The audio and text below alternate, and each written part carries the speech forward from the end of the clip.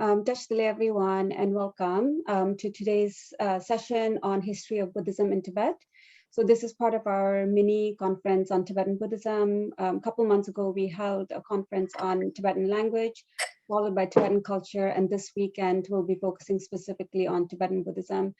So thank you everyone for taking the time to be here with us today, and then special thank you to Genla Lobsang Shastri for leading the session today and for your continued support to online Tibetan education outside of just today's conference. So thank you so much, Genla Kadinche. And then, so before I start, I just wanted to let everyone know that this meeting is being recorded. It's also being streamed live on Facebook. So hello to all the Facebook viewers, and then it will be on YouTube as well in the coming weeks or so. So thank you, everyone. And before we get started again, I'll just give a quick introduction of Genla Lobsang Shastri and then explain the format of today's session. Genla graduated with a Shastri degree, which is equivalent to a bachelor's degree from the Central Institute of the Higher Tibetan Studies in Varanasi, India. He then joined the Library of Tibetan Works and Archives, or LTWA, in Dharamsala, India, first as a translator in 1985, and then from 1988 to 2009, he was the chief librarian of the Tibetan Manuscript Department. He was a Tibetan language instructor at the Department of History of Religion in Oslo University in Norway, and a lecturer/visiting scholar at the Department of Central Eurasian Studies in Indiana University in the USA. He was elected as the advisory board member of the International Association of Tibetan Studies in 2003. He was also the editor-in-chief of Tibet Journal LTWA, as well as the member of the 12th and 13th Tibetan Parliament in exile from 1995 to 2005.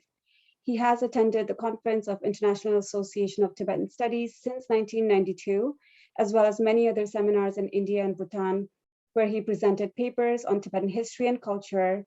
He published research papers on various journals, both in Tibetan and English, and compiled and published 3 departmental catalog books of the Tibetan Manuscript Library of LTWA. He joined the Buddhist Digital Resource Center, formerly the Tibetan Buddhist Resource Center, in 2009. He's interested in Tibetan history and culture and the preservation of Tibetan culture heritage. So that's Genla, and the format of today's session will be, Genla will be speaking on history of Buddhism in Tibet for the first part, and then that will be followed by Q&A from the audience as well as anyone from Facebook. So please feel free to type your questions as you have them in the chat box. So Genla, we can get started. Okay. Thank you, Genla, and particularly to all participants of mini conference on Tibetan Buddhism. So I'm supposed to talk the spread of Buddhism in Tibet. So I will speak in two parts. First, I'll give you a general perspective of spread of Buddhism in Tibet. Yeah, and then second one, I will give an introduction, individual origin of Tibetan school, Tibetan Buddhist school. So first one is the general spread of Buddhism in Tibet. There are 2 phases. The early, we call early phase, and the later phase. In Tibetan, we call Tembangata and Tembachita. So maybe most of you must be knowing. So, but anyway, I will not going in very detail. So the first phase of spread of Buddhism in Tibet, or in Tibetological term, we call the first diffusion period in diffusion of Buddhism in Tibet, or Tembangata. So during the 28th king of Tibet, Thodori Nyenze, we call 28th king's name is Thodori Nyenze. During this during Thodori Nyenze period, one Indian Pandit was invited to Tibet. So he brought 3 Buddhist scripture in Tibet, and he offered this scripture to 28th king of Tibet. So at that time, nobody can read Sanskrit because Tibetan, there were no script at that time, so nobody can read that scripture. So at that time, the three scriptures were kept considered as a very secret, and in Tibetan we call Nyembo Sawa. called Nyambo Sawan, both are same as both are same secret. It's very secret. So the king and his people made a prayer and pujas for this scripture. So at that time, these scriptures could not read and understand because there were no scripts. Because Tibetan script was not introduced at that time. So and nobody can read Sanskrit at that period. So this is considered the reaching of Buddhist scripture in Tibet. In general, we consider the starting or the introduction of Buddhism in Tibet. So this is more like in most of the Tibetan historical literature, it has been explained like that. So it is more like a mythology. But in the 12th century, one Tibetan scholar, his name is New Pandit Thabamalam. He, in his chronicle writing, in his Chunjung, he has mentioned that in the beginning, in most of the Tibetan literature, it is said that king received these 3 Buddhist scripture from heaven, from space, we can call space. But in New Pandita's Chunjung or religious chronicle, he has mentioned that Tibetans invited Indian Pandita, his name is called Legjin. So he brought these 3 Buddhist scripture and offered to the 28th king of Tibet. So at that time, as I mentioned, that nobody can read that, and so kept very secret and made puja or prayer. So it's considered very. It is known as Nyambo Sawa. So this is considered the introduction or the reaching of Buddhism in Tibet. So the actual introduction of Buddhism in Tibet started during the period of King Songtsen Gampo. So Songtsen Gampo, how Tibetan Buddhism or Buddhism introduced in Tibet is that Songtsen Gampo, he sent Tumis Sampada to India to learn the language and script of Indian language and script. And then when Tumis Sampada, after learning the script and language of India, so he came back, he returned back to Tibet, and then Tumis Sampada innovated, rather we should say innovated or introduced Tibetan script, what we write or read nowadays. So that was the creation of a Tibetan script during Songtsen Gampo, and Tumis Sampada translated those 3 scriptures which were offered to the 28th king of Tibet. So this is also the beginning of translation from Sanskrit to Tibetan language. So this mark real, in historical sense, is the real introduction of Buddhism in Tibet. So then later on, during the King Chezong Desen, he invited Padmasambhava and Chandarakshita, Kamalashila, and many Indian Panditas, and then further translation was a greater number of translation was translated. Texts were translated from Sanskrit to Tibetan. So Buddhism was more flourished during Chezong Desen and Chirebache. Chirebache also during these 3 kings. The many translations from Sanskrit to Tibetans were done, and then so they have this Chezong Desen and Chirebache further flourish the Buddhism in Tibet. So these periods are known as the early period of the early phase of spread of Buddhism in Tibet. So this is just early, and the later is just the spread of Buddhism in the term of timing or period. When for early period, the spread of Buddhism in Tibet is known as the early phase of or early spread of Buddhism in Tibet. So this is the first period or the first phase of the spread of Buddhism in Tibet. And the second phase of spread of Buddhism in Tibet actually started during Lodzen Rinpoche Sangpo's period. So Lodzen Rinpoche Sangpo, he belongs to 10th or 11th century. So during the Goke dynasty, So Lord Rinpoche Sangpo, he also was sent by Pradama Chanju Ishiyo and Chanju to India to study Indian language and Tibetan, because Indian philosophy, Buddhist philosophy. So when he returned back, then he's translated many Buddhist texts, and also he retranslated or revised the translations which were done during the early period of early spread of Buddhism in Tibet. So these periods are known as the later phase, later period of spread of Buddhism in Tibet. So these are the general just introduction of how we define the spread of Buddhism in Tibet in two phases. Okay, this is just a general introduction of two phases, the spread of Buddhism in two phases in general. Okay, now we will go in particular individual school. Okay, so let us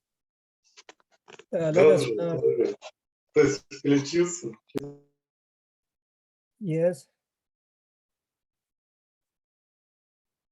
So let us discuss, does Tibet has a religion before the advent of Buddhism or not? So there are different school of thoughts. So there are different scholars who have different views. So before spread of Buddhism in Tibet, some scholars says there was a religion. Some scholars says there was no religion. So only when Buddhism introduced in Tibet, so only Buddhist religion started.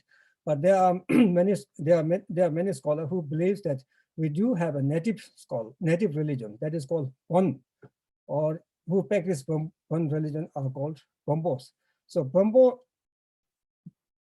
I do believe that we do have a native religion before the advent of Buddhism in Tibet. So Bon religion has a different stages of its development. So the early Bombos, they are more like a shamanistic religion. Now you all must be knowing this, who worship the sun and gods and the mountains and the rivers. So similar. So and then they also cure the harms caused by the spirit. So those kind of religion is known as Bon. So later on, then Bombo, they have written a scripture, they have written a text that only start what we see now is we do have a Bombo literature which belongs to 12th century. It does not go beyond 12th century, but now we have a many Bombo literature. So we do have so the Bon is considered as a native religion of Tibet before Buddhism came into Tibet. So Bon was founded by Trungpa Sherpa. The founder of Bon religion is known as Trungpa Sherpa. So where Trungpa Sherpa was born, where he came from, where he so there are a lot of discussions are there. But anyway, in general, we consider that Trungpa Sherpa was born near Mount Kailash and Mansarovar Lake. So it is called the Xiangshung Kingdom. So Xiangshung Kingdom is mostly concentrated in the Ngadi areas. So he was born there and he preached his teaching. So then later on slowly spread in Central Tibet and Kham and Amdo. So this is so these are this is what we know known as a native religion of Tibet. So there are several there are many literatures which now Bombos do have a Kanju Tenju. They are called Bernkaten. So it's available and there has been published separately, and there are also many many translations in English also. So you can read in English also. So as I mentioned, that Bon religion spread slowly in Central Tibet. So as the initial practice of this religion is the offering of deities and the taming spirit, and then performing prosperity rituals, and then rituals related to ransom. and then astrological calculation and prognostication. Prognostication is like a mo, in Tibetan called more dice more making, and healing the diseases. And then also they have a rituals to enhance life, or longevity ritual, what we call. And then they have a funeral rituals. So these all kind of practice of religion is more like a shamanistic, as I mentioned, shamanistic religion. So in the early part of the Pombo, they are more like shamanistic, but later on they have a text treatise. So they study, they have a written text, and they have their own philosophy, and then all the subjects what we Buddhists have, the Bumbos do have. Bumbos have also the similar type of stage of learning. So Bumbo Pon religion, the early Pon and later Pon. So these are the two different types of Pon. Okay. So now, as I already mentioned, that there are many Bumbos do have a similar as in Buddhism. They have a Bumbo Kaden, Kanju, and Tenju, like 147 or 49 volume they do have. So this is just a brief introduction of Pon religion. So the main monastery of Pon Monastery is called Mary Monastery in which was established by Lam Nyame Sherab Genze, the Pombo master scholar.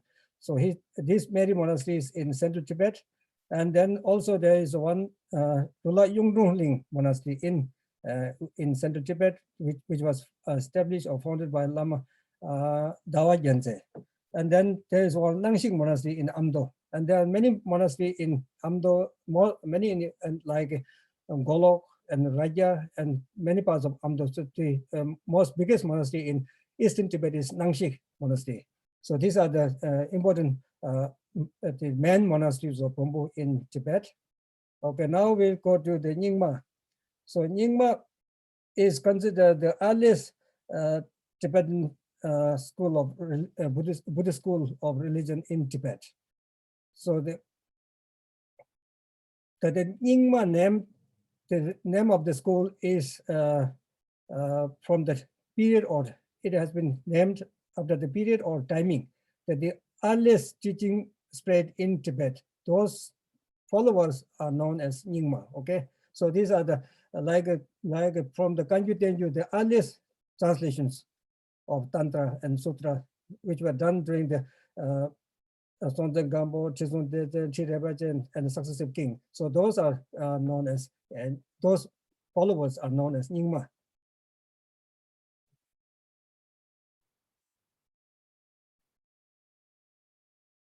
So Nyingma school actually started during the Sonten Gambo period, and then it was extended by Chizun Deze, and particularly inviting Acharya Padma Sambhava and Chandarakshita, and also founded the Samye Monastery, which was the key monastery during the early phase of Buddhism, spread of Buddhism in Tibet. So the Chandarakshita in Kenje Shivatso in Tibetan, so he followed the Nagarjuna philosophy, the Madhyamika, and then he flourished his philosophy and the practice in Tibet. And thereby the king Chizun Deze issued a decree that all Tibetans should follow the Acharya Chandarakshita's philosophy and practices. So mainly the Madhyamika or the middle path philosophy. And so this is just a brief introduction of Nyingma. So although it is considered that in Buddhism there are 4 schools, like Chetamawa, Chittamatrin, and then Dodeba, Sutrantika, and then Madhyamika, middle way, and then 가자 디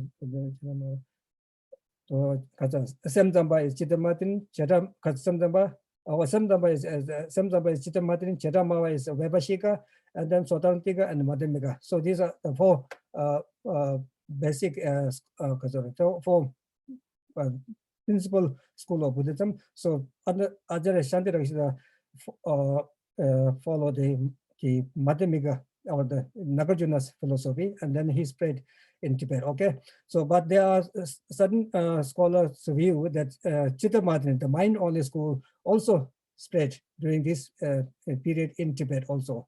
But mainly, Shantarakshita, in Madhyamika there are two schools. One is Pasanagika Madhyamika, is called Tengyu, and the Swatantrika Rangviba, Uma Rangviba. So Shantarakshita mostly followed the Swatantrika Rangviba. So he spread accordingly in Tibet. So now we come to the key teaching of Nyingma. So actually basic teachings are same. Basic teachings are same, but the Nyingma's the main teaching is Dzogpa Chenpo. It's called Great Perfection. So it's the Tantra. Dzogpa Chenpo is the key core teaching of Nyingma school. So in the Dzogchen teachings also there are certain categories. It is called Semde, Longde, Mengate. So we'll not go into detail. Okay. So these are the different categories of Dzogpa Chenpo.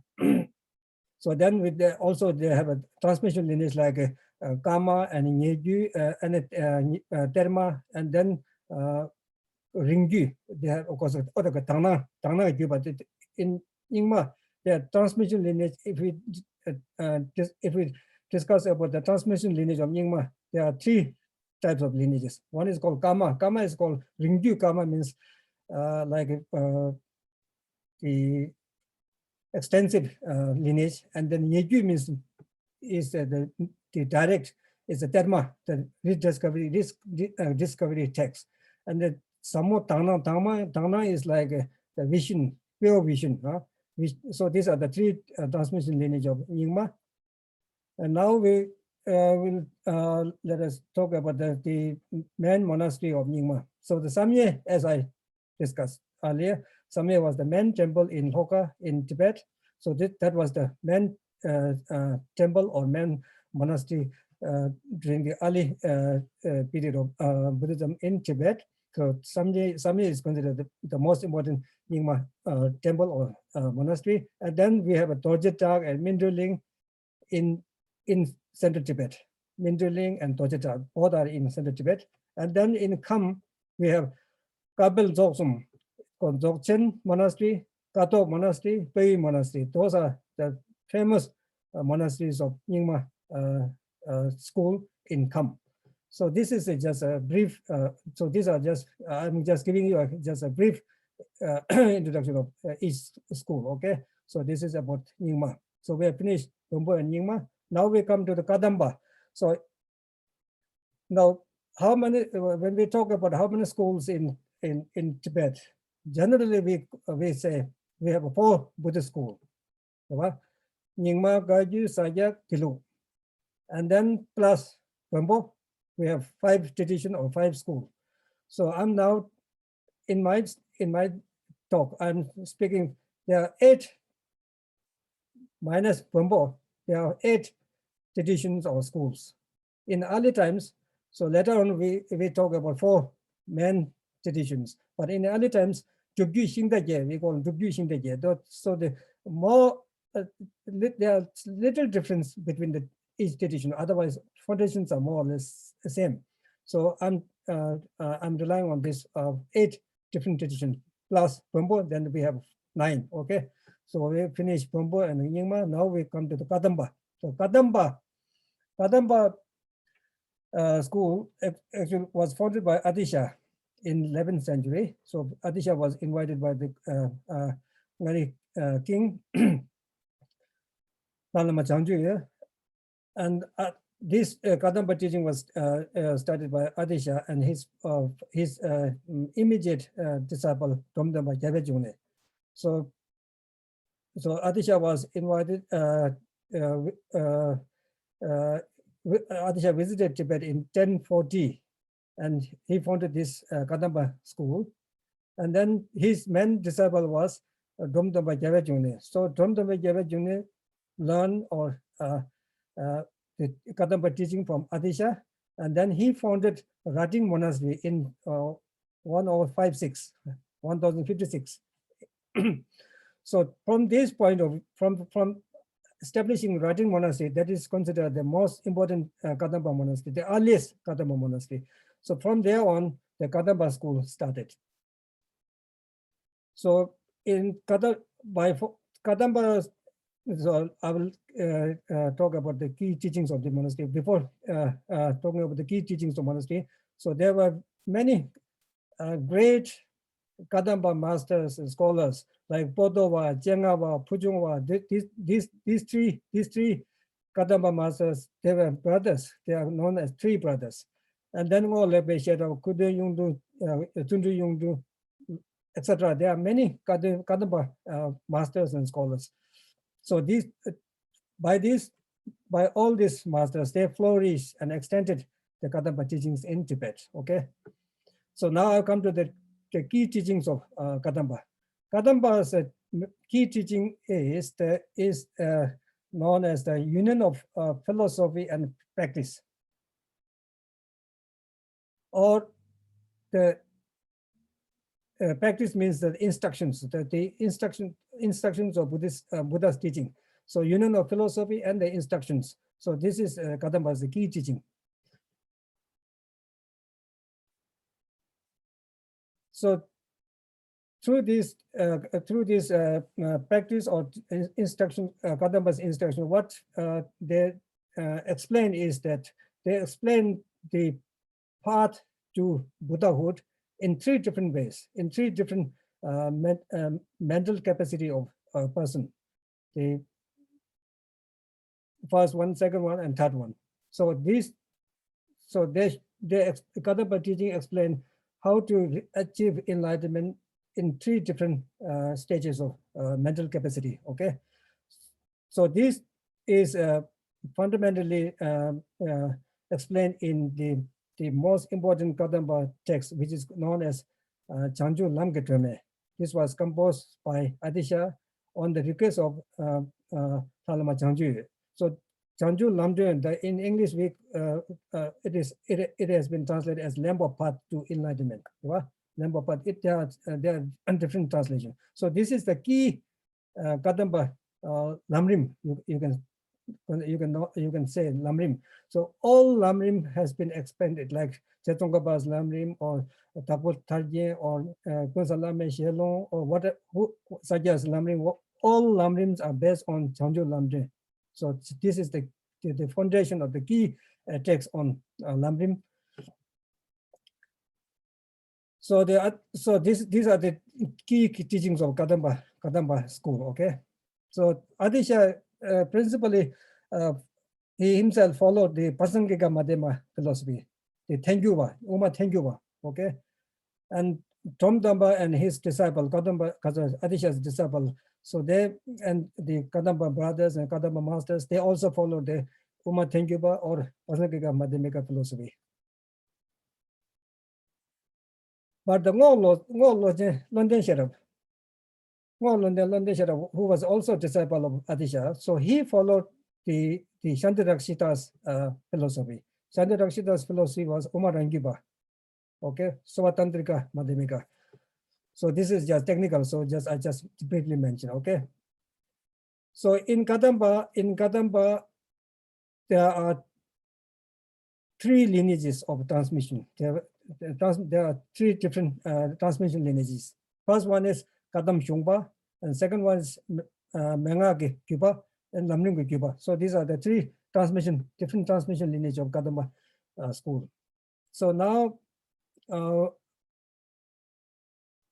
the famous Kadamba, where are the famous Kadamba monasteries are established in Tibet. So Rating, I already mentioned to you. So Rating was the first Kadamba monastery, and the Sangbu is also Kadamba monastery in central Tibet. And then Narthang, Narthang was a great Kadamba monastery, and also has the earliest printing press, woodblock printing press in Tibet. And then Tapo Chayu, Gyamar Rinchen. So these are the Kadamba monasteries established all in central Tibet. Kadamba was actually Kadamba was mostly monasteries flourished in Hoka, which is near to Lhasa. So all the monasteries, all the Kadamba masters, they resided in Hoka area and then established their own monasteries. So from the 4 Tibetan Buddhist schools, except Nyingma school, Kaiju, Saja, Gilu, they mostly follow the Atisha teaching, like Lamrim Atisha's Kadamba teachings, okay?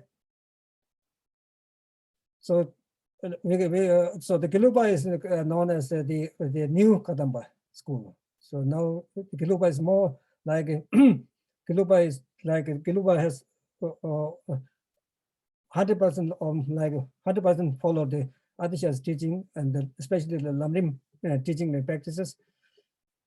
So we'll come in when we discuss about the Gelupa school. Okay, so in Kadamba, there's I think we should know the important thing is that during the Kadamba school, the Kadamba rely on 7 god, no, we shouldn't say god, 7 deities. It's called Kadam Hajut Dunde. It's called Hajut Dunde. 4 tutelary deities, and so 4 tutelary deities of Kadambas are like Buddha and his two disciples, and then Avalokiteshvara with his 3 disciples, or his 3 deities, and then we have the 3 Tara deities, and then the solitary Achala, like Miyoba. So these 7 are the only deities practiced and worshipped by the Kadamba masters. So during the Kadamba only now we have many deities, we have many gods, many there's the problem of the worshipping, or we have many deities. During the Kadamba periods, only there were 7 deities focus of their practices. Okay, and then the main teachings of Kadamba I've already mentioned, but mostly they rely on Abhidhamma, the metaphysics, and the sutra, and then the Vinaya, the Ngombe Dene, Dve Dene, and Dode Dene. So these 3 baskets or 3 pitakas were the main study field of studies. Okay. Okay, now we've come to the Sajjapa. Sajjapa, name of the school came from the place. Name of Sajja is a name of place where the monastery was established. From there, the school name has been also known as Sajja school. Okay, so this Sajja school was founded by Koyong Kunjo Gyabo in 1073. He founded the Sajja monastery in the Sajja area. Okay, so therefore the school name is known as Sajja. And this school was further extended or flourished by Sajja Koman Namga, 5 main masters of Sajjapa, like Sajjan Kunga Nyingbo, Sajja Sonam Temo, Sajja Katore Chakwa Gyantse, and Sabe Kunga Gyantse, and Dogon Chogye Phagwat. So these 5 are known as 5 main masters of Sajjapa. Okay, first founded by Koyong Gyabo, and then further flourished or extended by these 5 Sajja masters.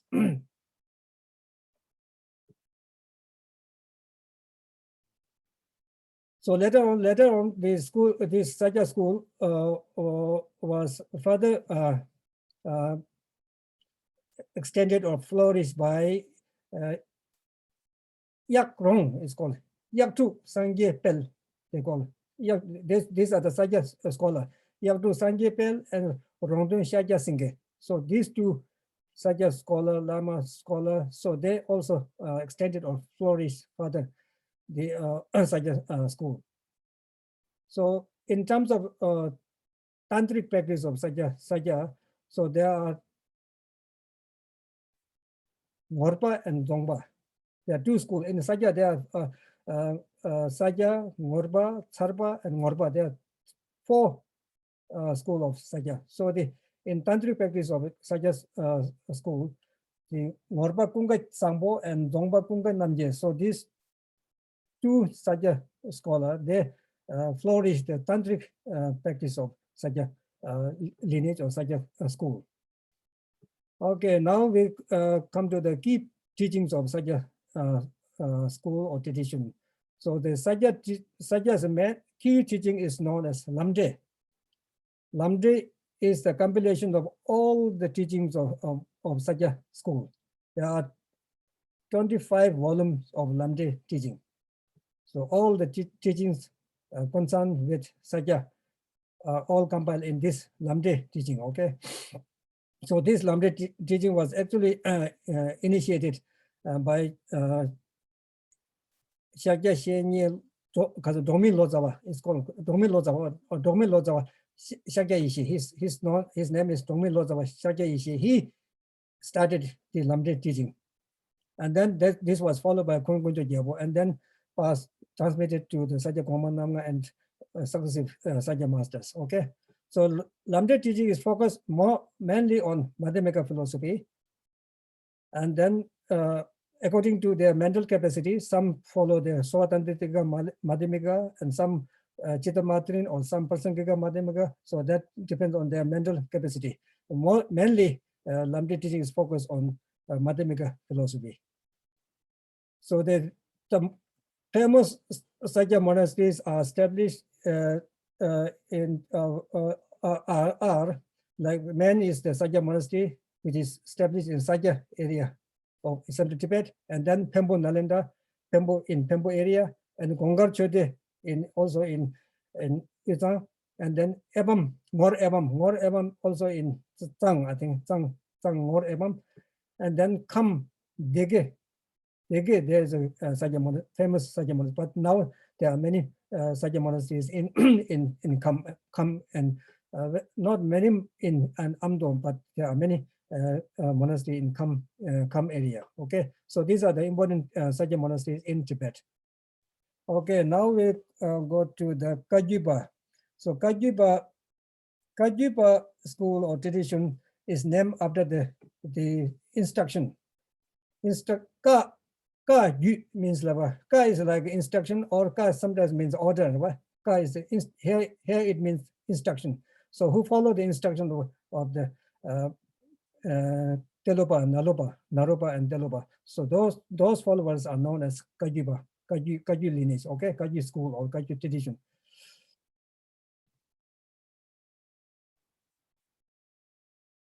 So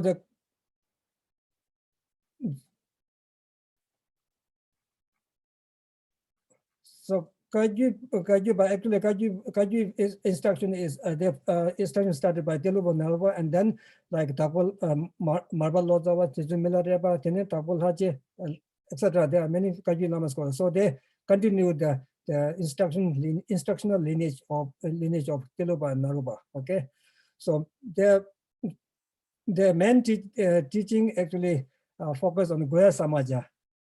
And then the Chakra Samvara Tejo. Goya Samaja is Samaduba, and then Chakra Samvara is Tejo.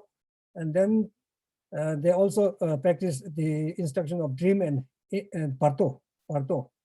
And then also they focus on what we call the Powa and Tongju. Powa Tongju is like, Powa is transference in English, and then the Tongju is like resurrection, or practice of transfer one's own consciousness into another body. This is called Dongju. So this kind of practice are practiced by the Kagyupa.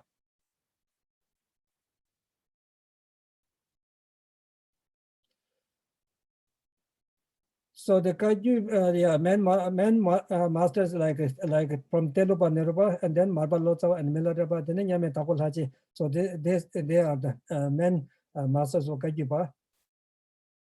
So in Kagyu, there are 4 men school and 8 branches. Okay, so the 4 men school of Kagyupa is called Tapu Kagyu, which was founded by Takul Hache.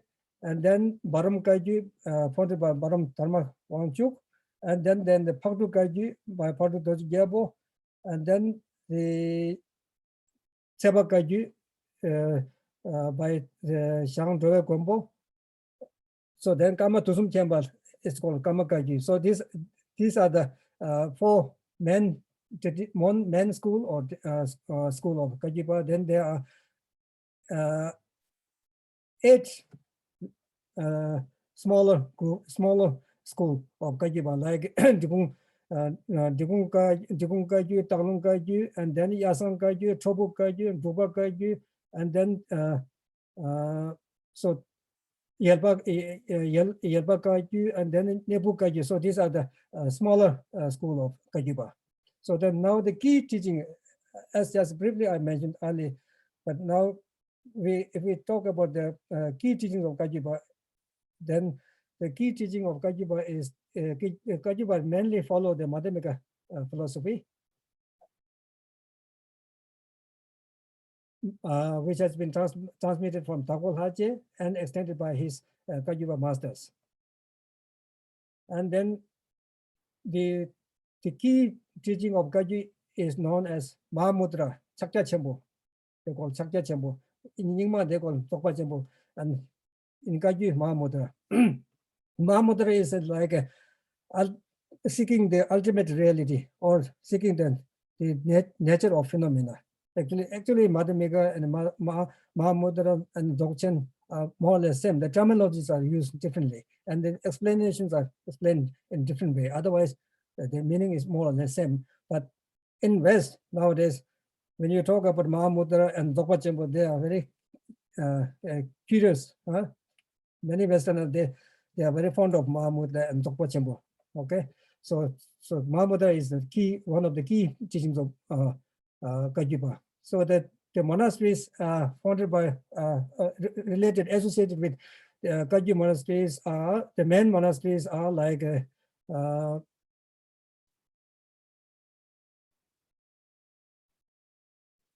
Chungpa Nyanja, one of the, he's also a founder of like Shangpa Kaji. So Chungpa Nyanja, he founded one monastery in Shongshong Monastery in Central Tibet. And we have like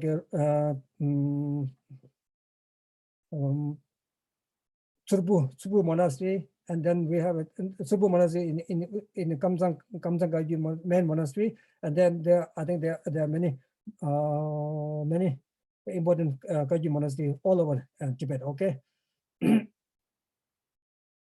so let us just stop. I think, but after all, the Kajipa, they follow the Goya Samaja in Tantra. They practice Goya Samaja, Chakra Samara, Vajrabhairava, He Vajra, and Mahamaya, and six teachings of Niguma or Niguma.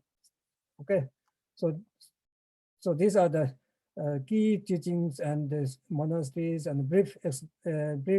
I'm just talking very briefly. Okay, so let us stop here. Okay, this is Kaji tradition or Kaji school. Now we come to the Shije school. Shije is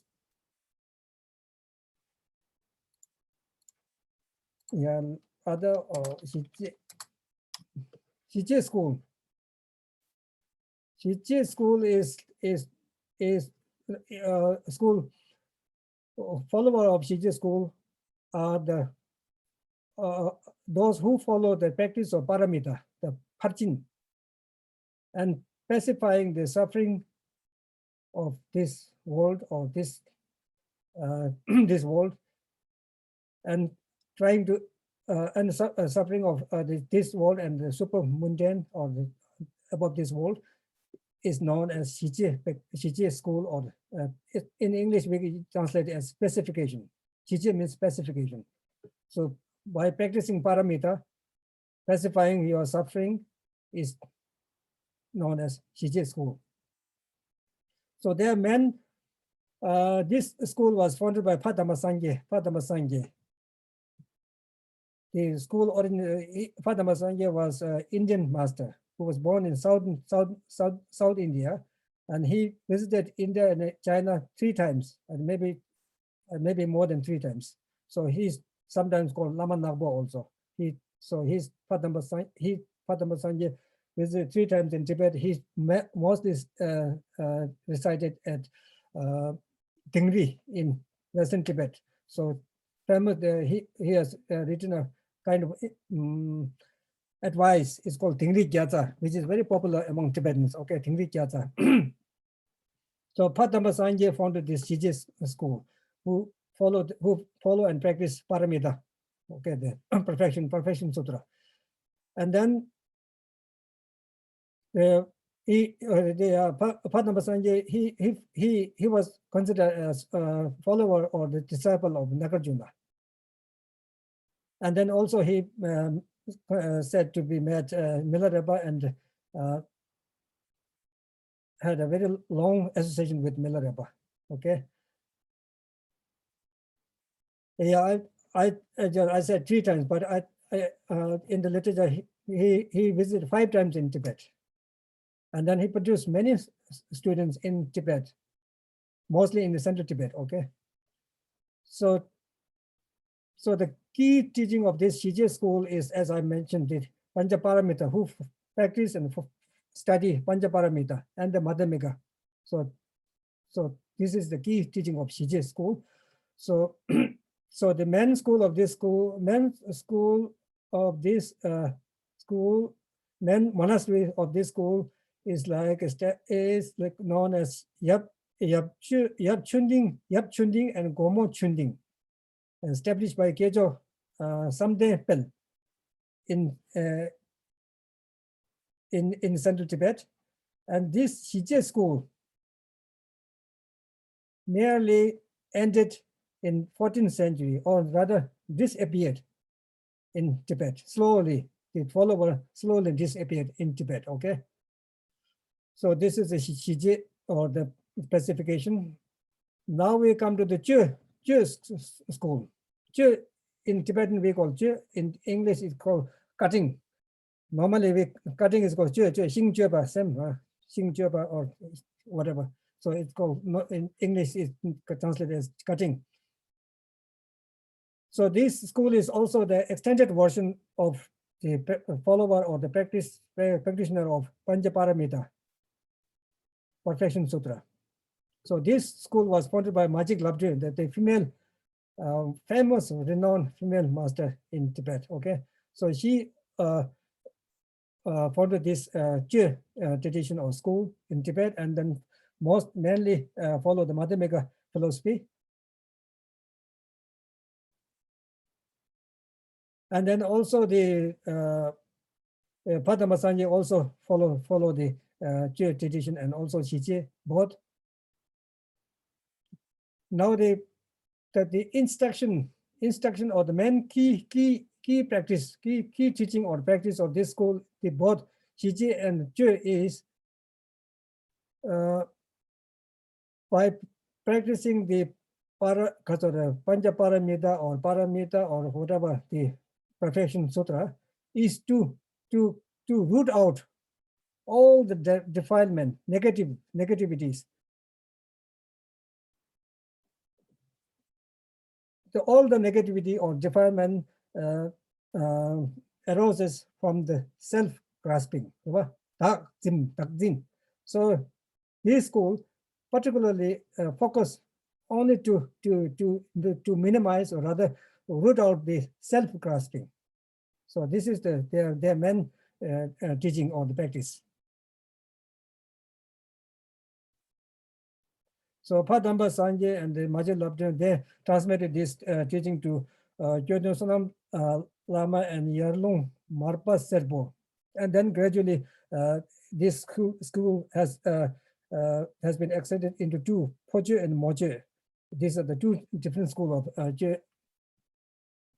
So the Poje school of this Poje school was transmitted by Yalung Marpa Yalung Mara Serpo to his disciple Nyamba Singrong, and Moje was transmitted by Padma Sangye to Gyodun Sonam Lama, and then Sonam Lama to Majik Labgutoma. So these are the transmission lineage. So the Poje, Moje, these two schools, okay?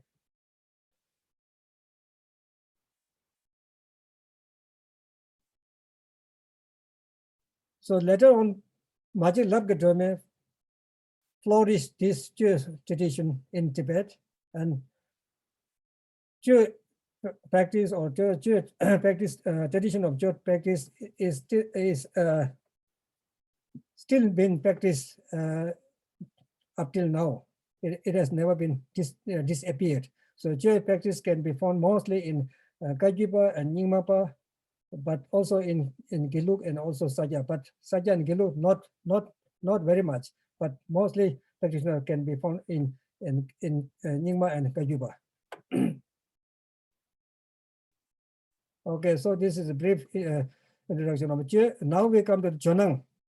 Chonang school name came from the place where the first Chonang monastery was founded in the Chomonang area in Zhang. So this said to be this Chonang traditional school is said to be founded by Yomo Migyo Dorje. So the founder name is Yomo Migyo Dorje. So what he has founded is the peculiar philosophy, which is known as Shendon. So in English, they translate extrinsic emptiness. Tong is emptiness. Extrinsic emptiness. Shendong ba. Rangtong, Shendong. So this philosophy he developed through his meditation. So he founded this. It has been said that he has founded this Chonang tradition. Later on, Guma Toje Tunju, he established the real Chonang monastery, and then extended this philosophy. And in 1330, there's a Kumbum Tongdu Chemo in Central Tibet. There's one big, like a stupa type monastery of Chonang built by Dobuba Sherab Gyaltsen. Dobuba Sherab Gyaltsen was one of the renowned master of Chonang school. So he actually promoted the philosophical aspect of this school in Tibet. Dobuba Sherab Gyaltsen, he has written many commentaries, and there are 7 volumes of his writing till exists, and then many study his writings.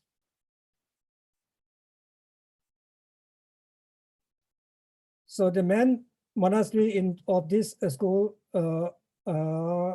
is like Tate Punzoling Monastery is the Chonang school, Chonang Monastery, which was established by Taranatha. Taranatha was yet another renowned scholar and master of Chonang tradition. So Taranatha established this Tate Punzoling Monastery in Central Tibet, which is near to Chomonang, the earliest Chonang monastery. And this Tate Punzoling Monastery also has a printing press, which prints Tibetan literature, and expounded, Taranatha expounded the Chonang philosophy and Chonang practices in this monastery. During 5th Dalai Lama, so the lot of historical changes occurred or happened during 5th Dalai Lama. So this Tate Punzoling Monastery was converted into Gelugpa Monastery and named as Kandem Punzoling. From Tate Punzoling to Kandem Punzoling. During 5th Dalai Lama, there were 13 monasteries, mostly Chonangpa, were converted into Gelugpas. So now later on, so after fifth Dalai Lama, we can't say persecution. People will say persecuted, not persecuted, but many monasteries of Jonang were converted into Gelugpa. So later on, after fifth Dalai Lama, this tradition slowly shifted to the Eastern Tibet. So Eastern Tibet, mostly nowadays you can find most of the Jonang monastery in Amdo, Dome, and Ngaba and Golo, and many areas in Amdo. So still there are huge number of monks study and practice Jonang tradition in Eastern Tibet. So as I said before, the key teaching is known as Shendon Philosophy, which I don't know exactly what Shendong is. I'm still studying what is. Okay, so the main monastery, as I mentioned, then the Jeje and Zamdang is also a very important monastery in Kham, the Jonang monastery in Zamdang area. We call Zamdang, Samdrup Norling is called in Zamdang area. This is a Jonang where many Jonang literature were block carved and printed from this monastery.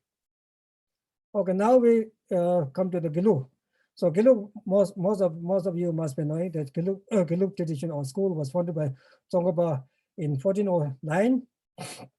Tsongkhapa was born in Eastern Tibet in Tsongkha area of Amdo. So Tsongkhapa mainly followed the practice or the tradition of Kadamba, as I mentioned earlier, that Gelugpa is known as the new Kadamba. So Tsongkhapa, what he did is that he reintroduced Kadamba's teaching and then established systematic Buddhist study of 5 learning sciences. So that was his greatest contribution. To, not only the reintroduced the Kadamba teaching, but he established the systematic way of studying 5 learning sciences of Buddhism in Tibet. So that was the Tsongkhapa's greatest contribution. Okay, so Tsongkhapa, his writing is very famous among not only among Gelugpas but all other traditions. So he has his main teaching is Lamrim Chemo and Ngarim Chemo. So those are widely read and practiced. So Rinpoche's key teachings, or Gelugpas or Tsongkhapa's key teachings are like Pasangika Madhyamika Uma Tenyu and Lamrim Chemo, Ngarim Chemo, and 5 major Buddhist sciences. So these are the key teachings of Gelugpa or follower of Tsongkhapa.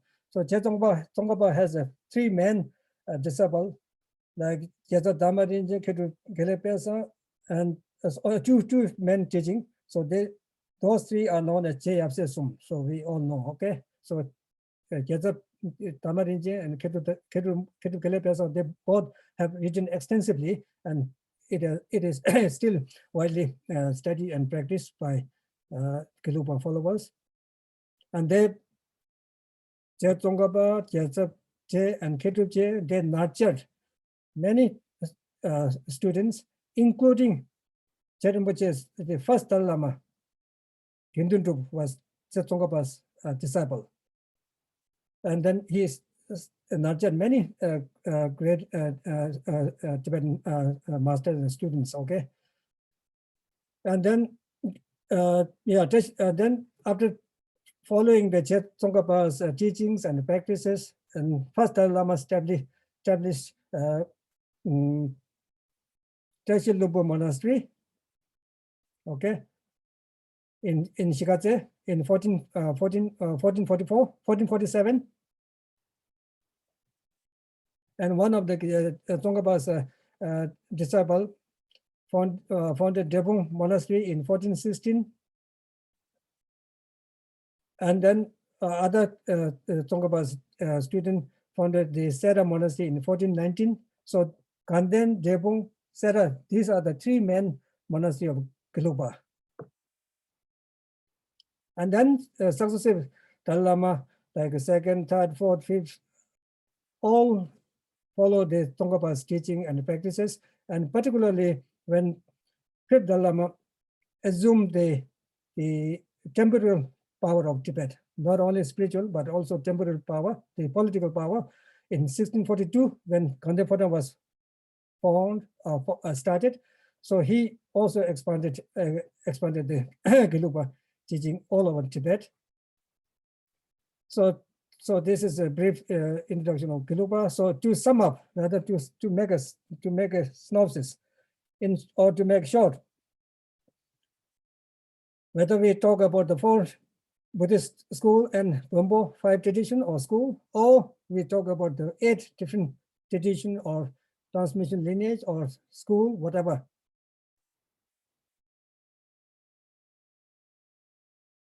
The difference between all this school or tradition lies between the lies on the basis of spiritual practices. Spiritual practices are different from one tradition to another, and understanding the philosophy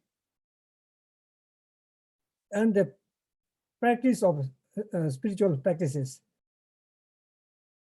So these are the different areas which you see from each tradition. Therefore, each school evolve, and then they make a different exposition or different explanation of the philosophy, and then the meditation, way of practice. In Tibetan, we call Tagom Chösum. Tawa is philosophy, Gomba is meditation or contemplation, and Chobai means practice. So these are the 3 different areas which has been evolved by each traditional school. So in short, Nyingma school is named after the time or period, the early phase of introduction of Buddhism. Therefore, it's named as Nyingma school.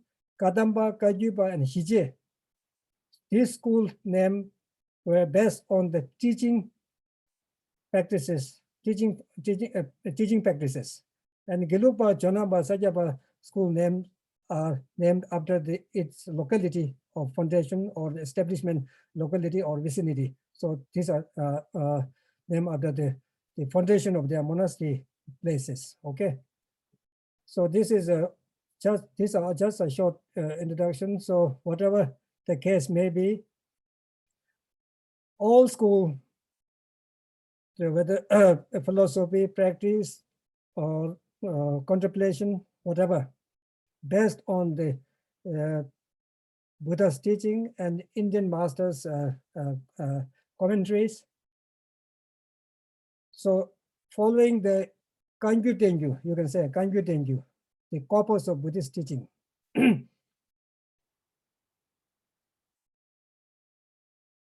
In Tibetan, we call Shi Lam De Sum, the foundation, path, and the result. So what the core Buddhist, it is a Kangyur Tengyu or the 5 learning sciences teaches us is the Shi Lam De Sum, the foundation, path, and the result. So this result can be understood by the explanations made by the masters, their experiences, and then whatever the explanations they explain according to the mental capacity of student or followers. Okay, so basically, fundamentally, actually, there is not much difference between each schools. There's fundamentally same, but way of explanation, way of understanding, way of practice, and practice methods are explained differently. Okay, so now I really want to sum up. So whatever whoever follow is any of the tradition, doesn't matter. Whatever, it's up to you. So in short, in Uma Nyingbo, it is said that Cho So Longwe Sem Tongwes Shivan Namyang Dominus. So in whoever follows, it's up to individual individual. So chosu hongwe, chosu hongwe sem dongwe sa. Chosu means bias. Hongwa means chosu means hongwa means bias. Sem dongwe, sem means mind. Dongwe means suffered, mentally suffered by attitude mind, bias attitude. Shiva namya to menu. Shiva means peaceful, pacification. To means realize. So will not be able to realize peaceful or pacification.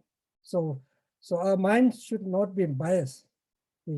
Our mind should not be biased. So without bias, if we see or if we practice or if we study, then there is a hope to achieve some kind of peace or pacification. Okay. So I will stop here.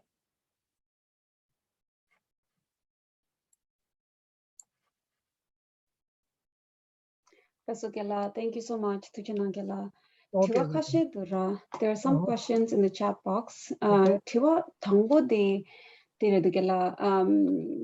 Although Buddhism flourished in Tibet, how is it that Buddhist rituals like Mo and others managed to become so prominent in Tibetan culture? Can you repeat that? Although Buddhism flourished in Tibet, how is it that Buddhist rituals, so Buddhist kaji tangi gala so wana chi Mo gaba ta this is some of the Buddhist ritual na khandis prominent khandis charalan. Oh, okay. Yeah, that's very interesting. So, as I said that Buddhism was our native religion. So, the traditions and practices related or associated with this religion, which was later on slowly assimilated in Buddhist way of life. When Buddhism introduced or spread and practice in Tibet, so many aspects of Bon practices and culture, like incense burning, related incense burning ritual texts, ritual offerings, and then also the prognostication, more, and then also then there's very interesting. Many people don't know. In Tibetan we call Tsunje.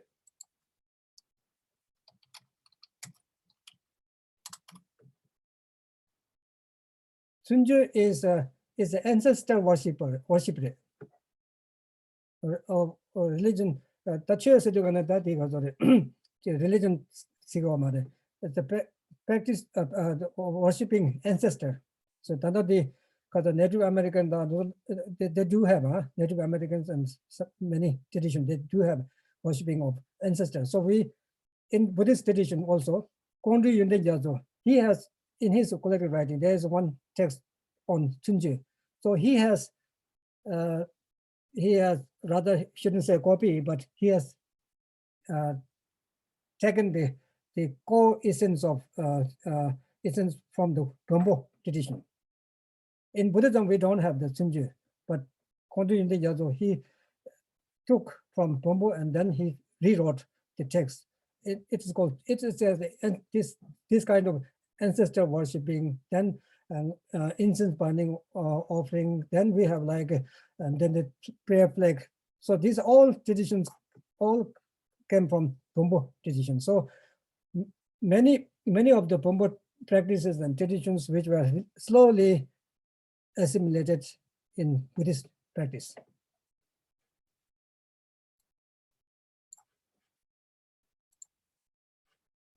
Mr. Genla, next question, Genla, you mentioned that Shantarakshita was a follower of Nagarjuna's view of Madhyamika. Mm-hmm. So why did he teach Svatantrika Madhyamika instead of Prasangika?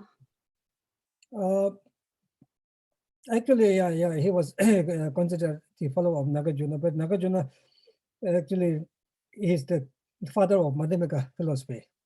So Nagarjuna taught both Uma Tengyuba and Rangyuba.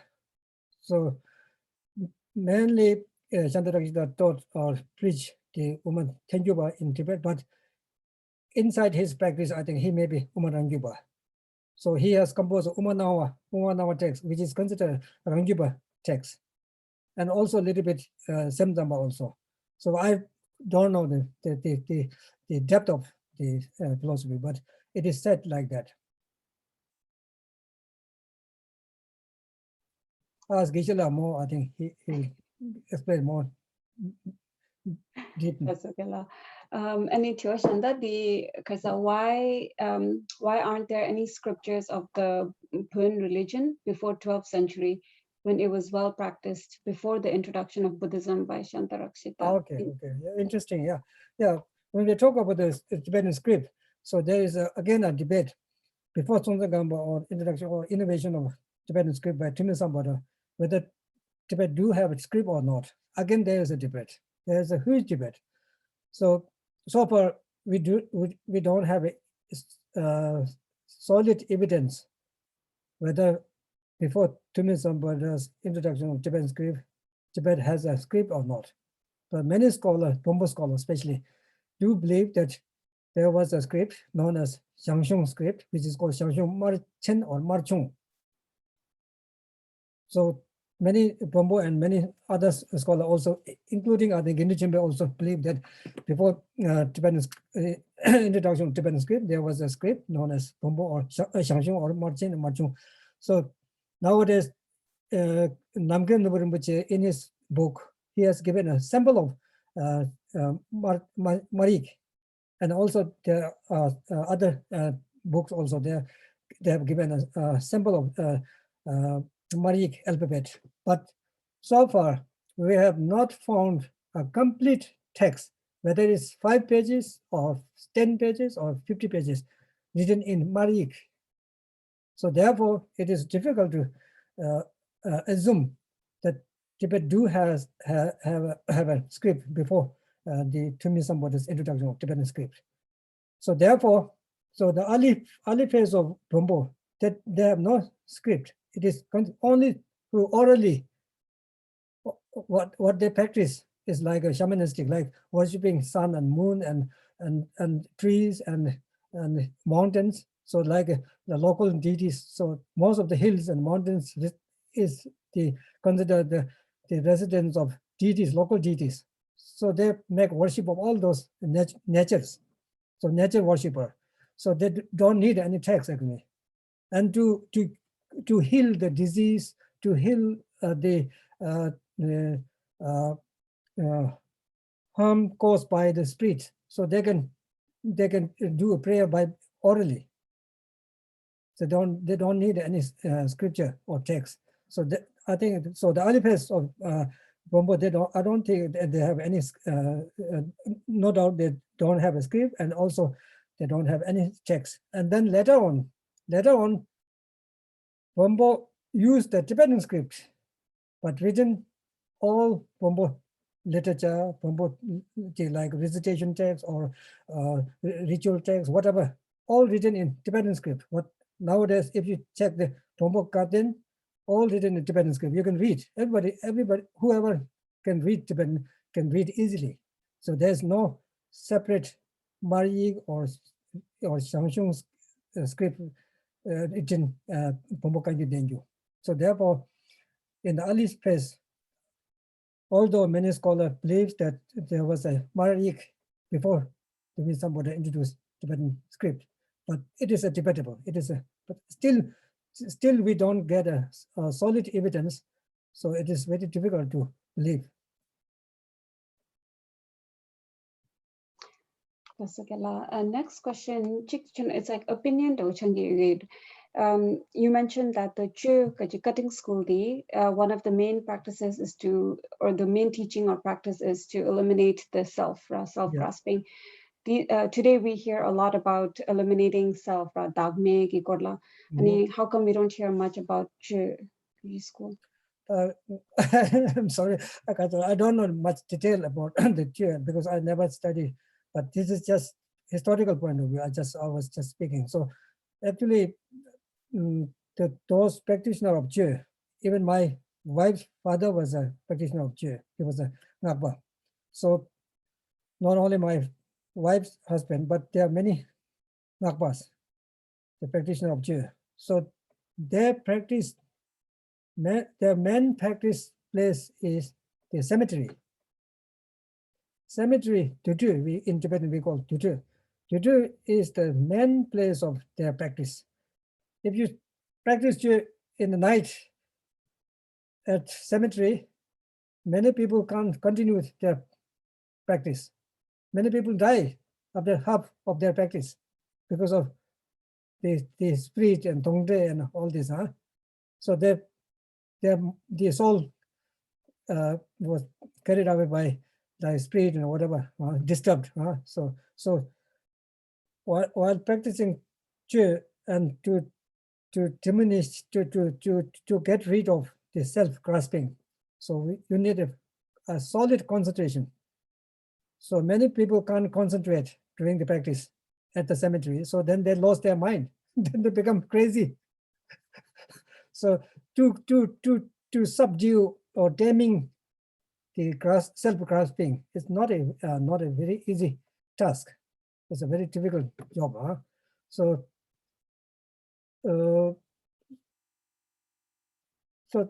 I really don't know much in depth of this practice and teaching. Sorry to say. That's okay, no problem. Tiwa Shandati, so why or how come Nagarjuna's view of Madhyamika did not flourish in Tibet before the introduction of Madhyamika view by Jezongaba in the 15th century? Before Tsongkhapa, the Nagarjuna's philosophy was quite established in Tibet. But Tsongkhapa, as I said, that he systematically reintroduced the Madhyamika philosophy in other learning sciences. He made nowadays we talk about the curriculum. He made a curriculum study in monasteries, in Gelugpa monasteries. So that became more established form of academic learning school. So there, otherwise, before Tsongkhapa also, during the early phase and also till Tsongkhapa, Nagarjuna philosophy was also study and practice throughout Tibet, yes. But it has become more widely known after Tsongkhapa's systematic establishment.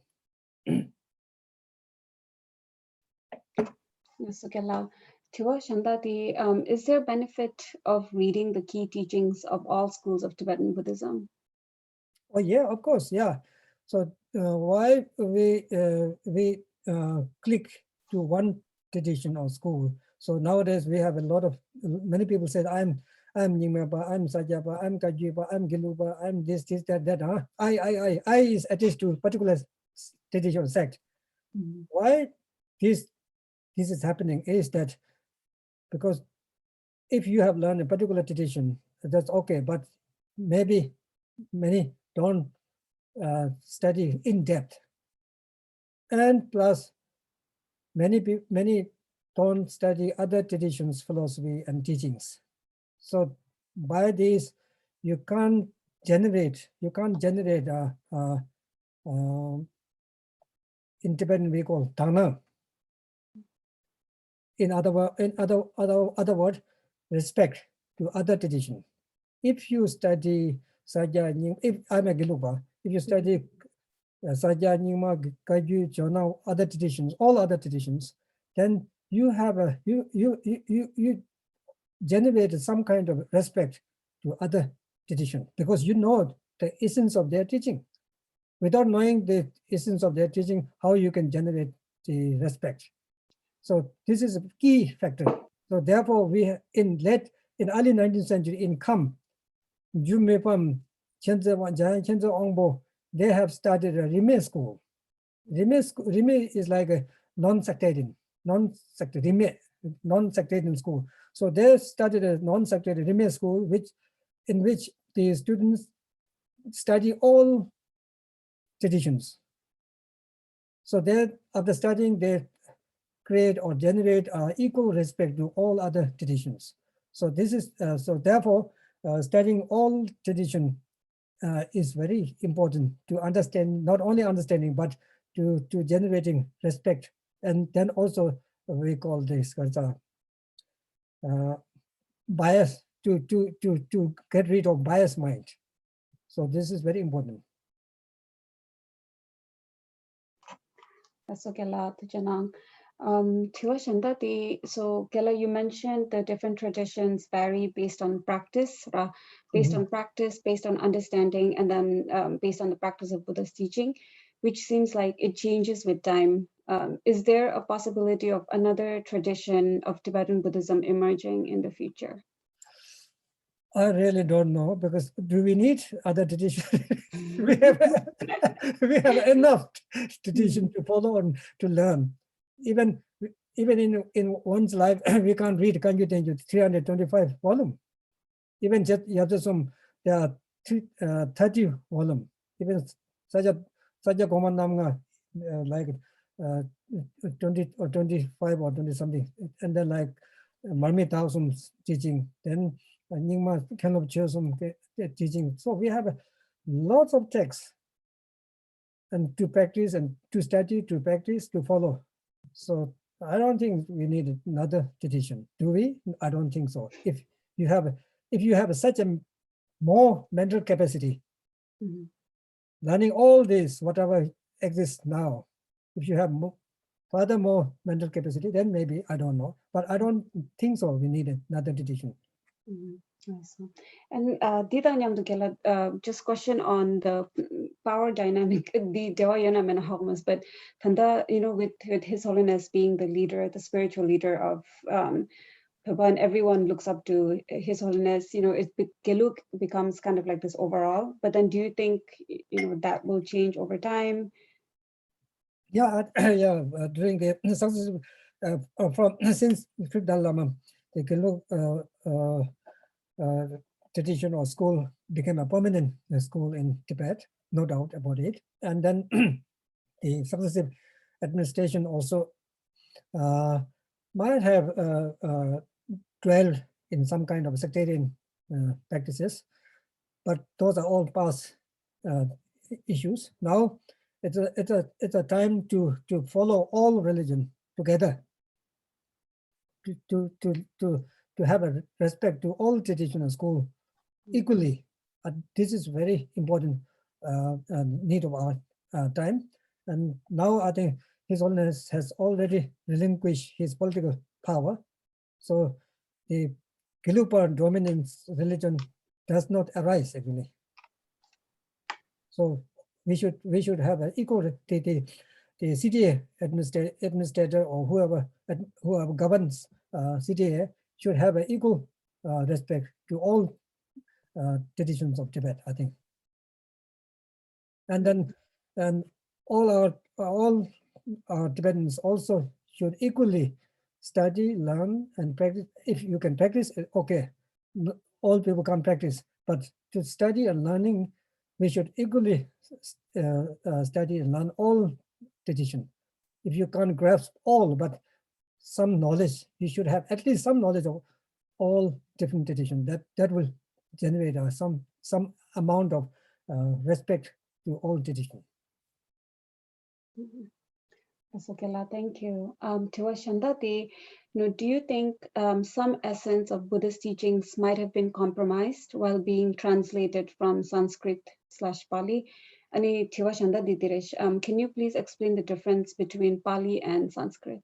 Oh, from Sanskrit to Tibetan, I don't know how our translators has compromised, because actually considered one of the best translation in Buddhist teaching from Sanskrit to Tibetan. Even if you compare, I don't know Chinese or Japanese or Korean or like Eastern languages.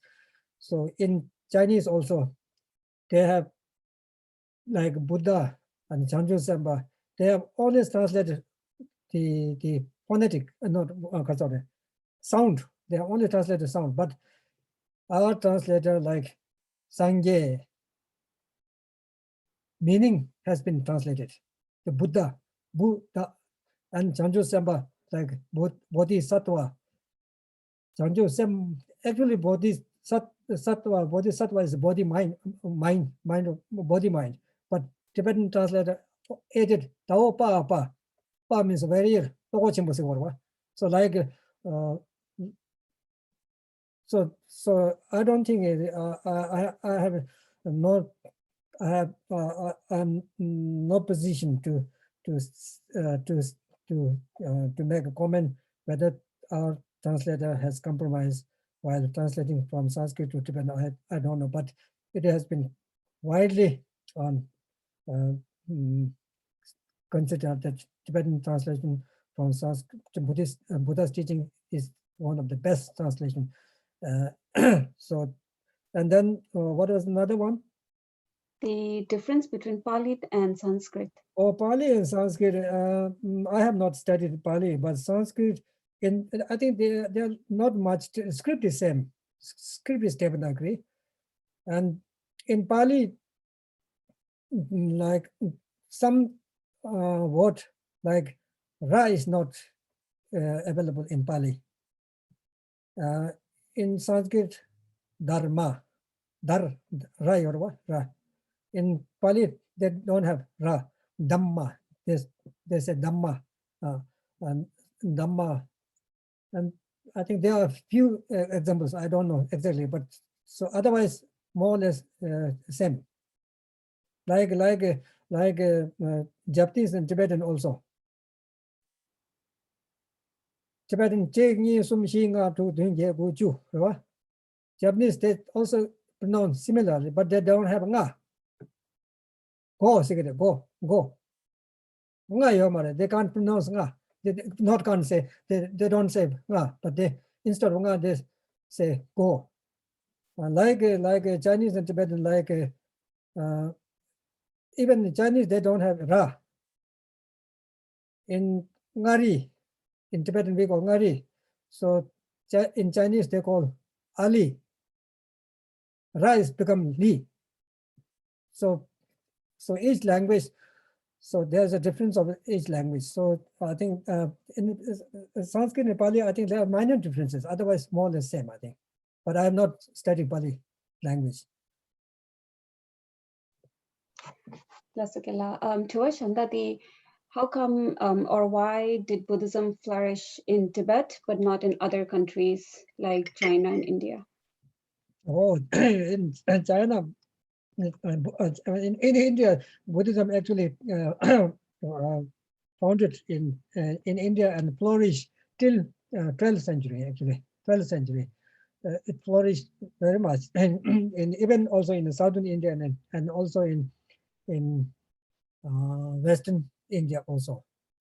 It mainly focused in northern India, particularly in Bihar, at that time is called Magad area and Varanasi, but also flourished in Orissa, and then also in southern India. So how we can say is through the excavation, archaeological excavation.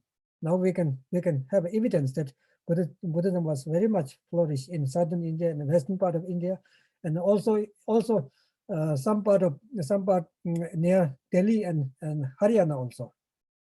Because from the archaeology side we find the evidence. So Buddhism was very much flourished in India till 12th century. Then 12th century when Muhammad Ghori invaded India. So they destroyed the mainly Hindu religion. Similarly, they destroyed all Buddhist temples in India. And then later on in 14th century, in India, one religious tradition called Shankaracharya, Vedanta school is flourished, and this tradition has further damaged the Buddhist religion in India. But then in China, Buddhism flourished or spread prior to Tibet also. In China, many years before, Buddhism was flourished and spread in China, and then Buddhism was very much studied and practiced in China.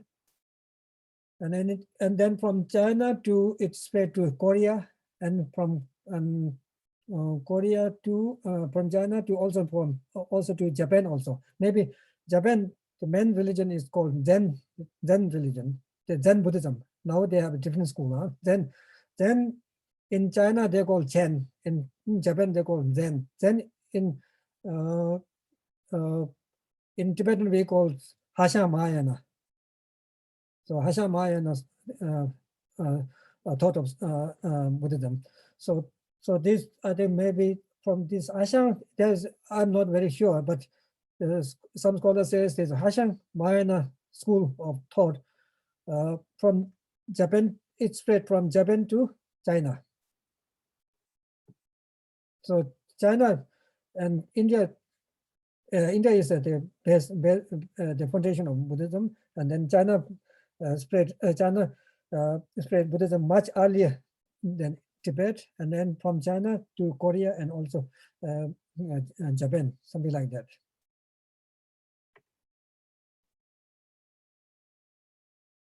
Okay, let's look at now. There's another question.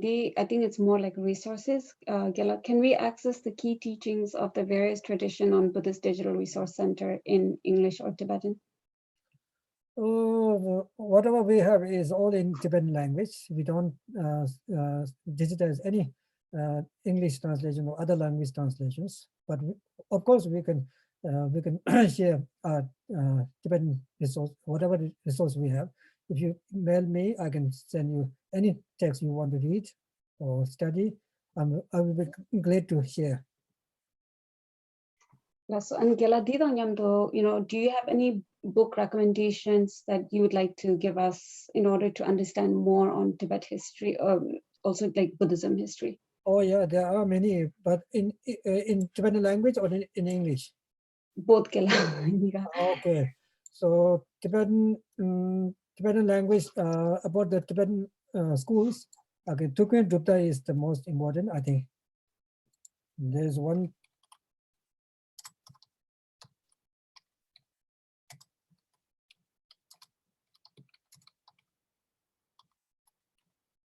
Tukun is Dutta is a philosophy, right? Philosophy security. So I think he's the Tukun is the I think Tukun's text on Dutta is the most extensive introduction of each school of Tibetan Buddhism. And then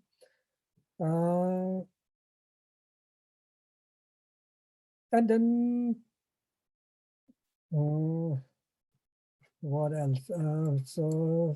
Or let me check one. Let me.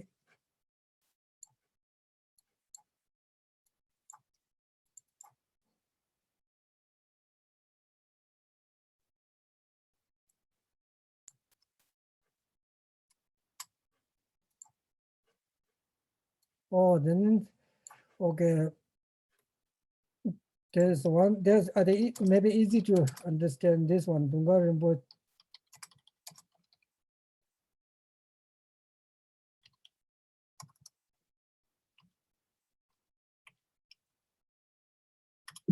Oh.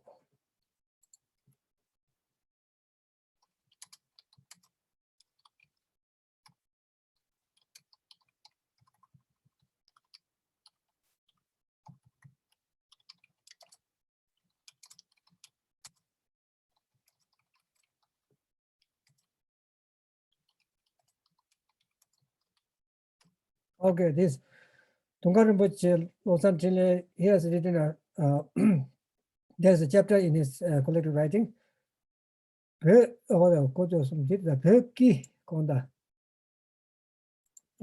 so like ki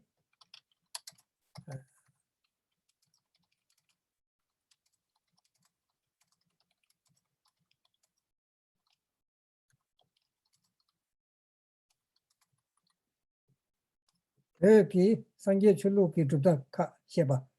So I think these two are enough to read in Tibetan language.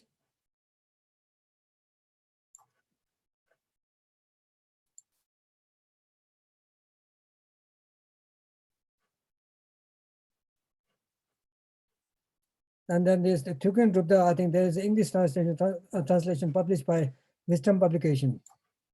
I think Crystal something, title is Crystal something. If you want to read in English, the Tukun Rupta, and Tukun Rinpoche is not translated in English. But if you want to read in English, then Charles Bell's Religion of Tibet. There's a book called Charles Bell, who was a former British diplomat stationed in Crystal Mirror Philosophy. This is exact translation of Tukun Rupta. Tukun Rupta is the most extensive explanation on the different school in Tibet. So thank you so much, Genla. And we can also follow up if everyone has provided their email address with the Genla Ginangyo type recommendations to everyone. So, before we close off, we had a lot of questions. Just want to see if anyone has any final questions they wanted to share or ask, Genla. You can feel free to unmute yourself or also type it in the chat box.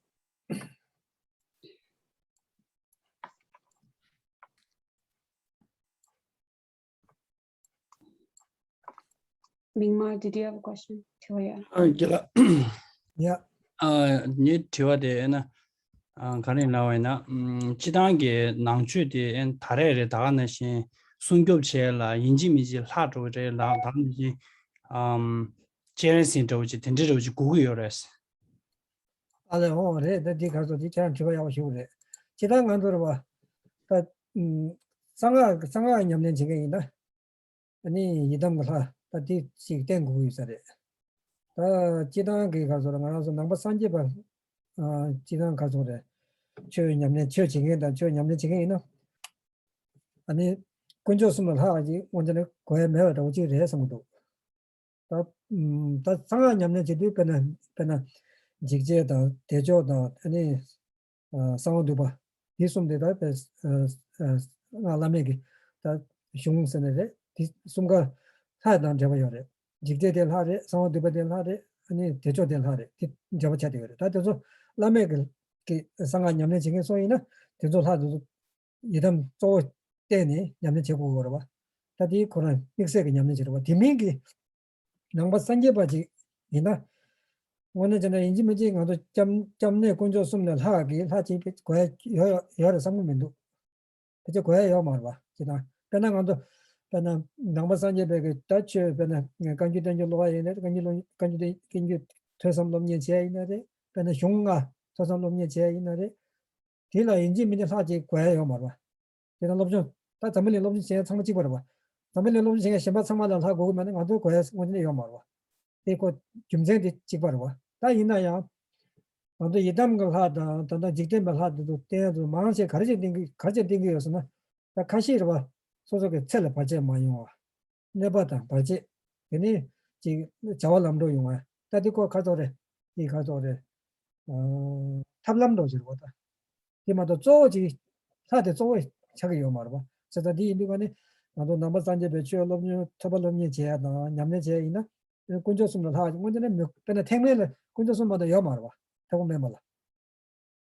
그래서 다 택신방 가도 배바 택신방이 있을 거는 가도 다 이제 나 이담 하다 이 맞네. 이담 하면 지금 말 망고 쉬었지.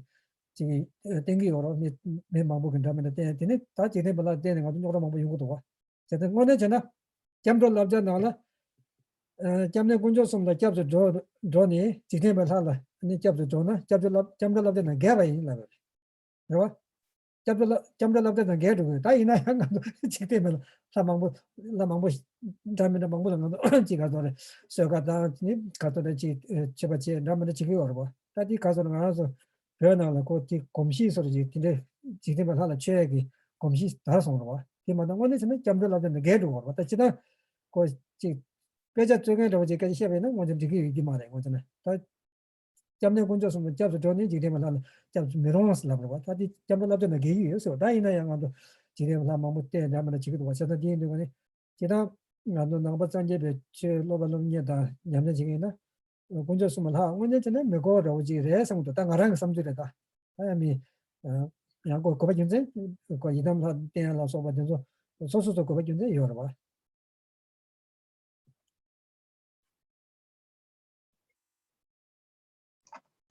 So Tujinangela. And I think with that, the Tiwatama de Chagi Giregela. And Tanda within Ging on the chat box now a Google form Chitanga. If you could take the time, the feedback the Nantana, that would be really good. And Tama de la the screen share Chitana. And the Sangi Gi Joshitera. Gela, thank you again so much for helping lead the session on Buddhism history in Tibet, and thank you to all the attendees. And Isangni Sanima Dingota Tamadi Chagido, Shoge we're gonna have a session on power of mind, same gin nudo, and then the Shoge Chusuchu and Jungi Bature, same Zoom link, Zoom ID the Tarang, and Kishitabgila will be leading the session. So hope to see you tomorrow as well. And Tamatujana, thank you so much, Gela. Thank you, everyone.